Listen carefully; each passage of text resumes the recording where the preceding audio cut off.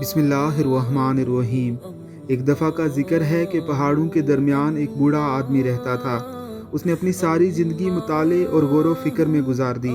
وہ اپنی فہم و بصیرت کی وجہ سے دور دور تک مشہور تھا۔ دور دور کے شہروں سے اس کے پاس کاروباری لوگ، سیاستدان اور طالب علم آتے۔ وہ بوڑھے آدمی سے اپنی مشکلات بیان کرتے۔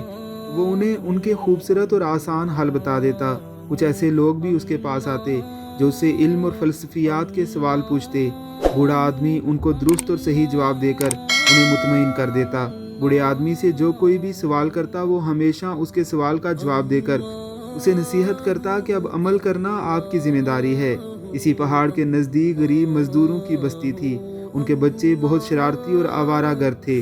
وہ شریر بچے اکثر کوئی نہ کوئی الٹا سیدھا سوال بوڑھے آدمی سے پوچھتے تھے، ان کا بالکل صحیح اور درست جواب دیا جاتا تھا۔ ایک دن صبح بچوں کے سرگنا نے اپنے ساتھیوں سے کہا، آؤ آج بوڑھے کو تنگ کرتے ہیں، آج وہ ہمارے سوال کا جواب نہیں دے سکے گا۔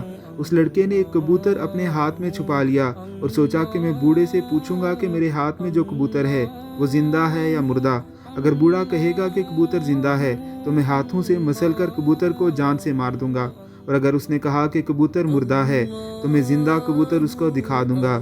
جب یہ لڑکا کبوتر اپنے ہاتھوں میں چھپائے بوڑھے کے پاس پہنچا اور سوال کیا کہ میرے ہاتھ میں جو کبوتر ہے وہ زندہ ہے یا مردہ ہے، تو دانا بوڑھے نے جواب دیا، کبوتر تمہارے ہاتھوں میں ہے، جیسے چاہے سلوک کرو۔ بالکل اسی طرح ہماری زندگی کا مستقبل ہمارے ہاتھوں میں ہے۔ ہم اسے اپنے عمل سے مردہ بھی کر سکتے ہیں اور اپنی بصیرت سے زندہ بھی کر سکتے ہیں۔